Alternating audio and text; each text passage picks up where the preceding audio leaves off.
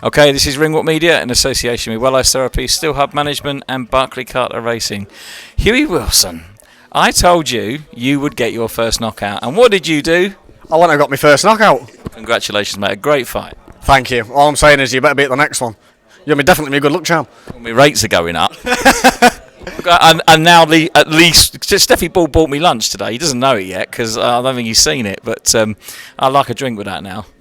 Well, listen, as long as you're a beer man, it's around £3.50, I'll sort that out. Well, listen, all jokes aside, mate, great to see you out there. Very, very good performance. Thank you. I worked on it a lot during camp. We were setting up that stab to the body, and I got a little bit carried away around 4 or 5, but then we settled down in round 6, started having fun with it, and, well, it came. So I was going to talk to you about that because I think the first 2 or 3 rounds very much sort of feel them out and move around, and then you started to sort of up it a gear, didn't you? Yeah, Ryan in the corner was just trying to turn that screw in, so he started to turn it in, and just gradually turned up, went through the gears. Probably did get a bit carried away in round 4 or 5, but then settled back down in round 6 and, well, knocked him the fuck out. What did the guys say to you in round 5 or 6? Here he is. You've just swore on TV, mate. It's alright. Your fucking mum's going to go out, mate. Seriously, honestly. Who's let him out for the night? Did you just see how many times he just swore? He still doesn't know he's bought me dinner yet. In for a shot. But listen, what did the lads say to you in round 5, round 6? Because like you say, you got a little bit sort of, not het up, but just wasn't quite yourself. Yeah, no, they just say it's just settled down. Obviously, first time doing 6 rounds, so I wouldn't say I was getting frustrated, but I was thinking like every 20, 30 seconds of the last round, like at the end of the round, you could see him going. So I just thought, step up, and I just kept carried away, smothering my work, leaning on him, and I'm not going to say it wasn't working because it definitely tired him out, but obviously went back on that round 6, went back to basics, and it worked, set up that jab to the body, came over the top with the right hand, hit him right in the temple, and it was game over. You've been obviously working on that because we could see that a few times in the fight. Oh, every time we watch him spar in his fights, and he's very like jittery, hands out, so he's very perceptible to the uppercut under, right hand over the top, so I just knew if I jab low, come over, or I jab step aside, come over, I'd hit him on the side of that head, and I just knew I'd get to him. Listen, good knockdown. He took most of the count. It didn't take long then afterwards. No, I could see he wasn't with it, and I just thought if I come in, he ain't got much of a guard, and I think if I hit him 2 or 3 times clean, he's not going to be and I knew the referee would jump in, and surely he did. Yeah, well, John Latham's an A-star, so he did the right thing. Perfect timing. I had a look at your opponent. He looked a little bit heavy. Yeah, so on the build-up to it, they said anywhere between 9.13 to 10.4, so we thought we're coming at 10.4, obviously coming heavy, and we get a phone call today, and he's going to make 10.8. So if there's a problem, we won't turn up. So it's one of them, you've got to take it on the chin, think, okay, he's coming in heavy, so we had the bigger gloves on, so I think if I had 8 ounces, I think I'd definitely got my way sharper.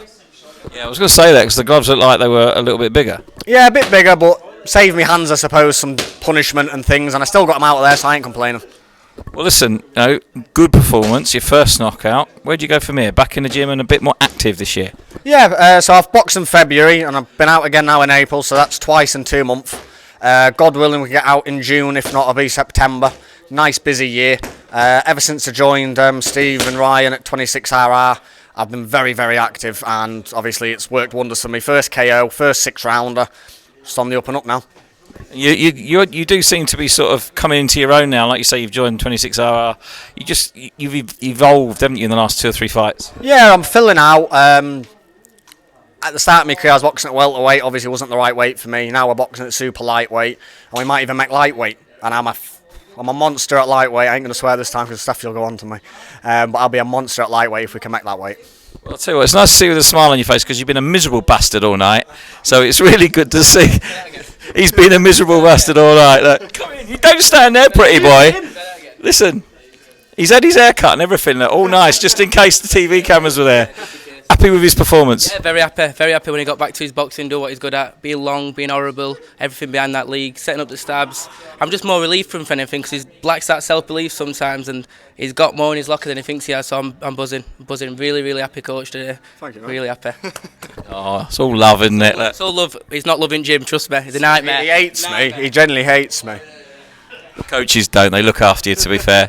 Listen, obviously at this stage of his career, sponsors, mate, they're important. You can't do it without them, so it's your turn to give them a little plug. I generally can't thank them enough. We've got Koi Motors on here, who's done a hell of a lot for me. We've got X-Span, Got Risco Roofing, who's also done a lot. Industrial cleaning contractors, I'm sorry I always get it upside down. They've done wonders and wonders for me. And then we've got Vote Boxing Joe, wherever Joe is somewhere today. He designs all the kit, and got to say, do they not just look lovely? They do look lovely on that red t-shirt. And even the back's handsome, but I'm not going to do a 360. It's got to be better than the front. We're ripping you a bit today. Hey, it's all love, it's all love. Well, it is now you've got a knockout, mate, isn't it? Oh, listen, I couldn't care what anyone calls me now. I'm on cloud 9. You heard that, Jim? Open season, right? Open season. Doesn't care what anyone calls him now. You want to see what he calls me? Jar Jar Binks. Jar Jar. Right, we're not going there. We'll get banned off YouTube, mate.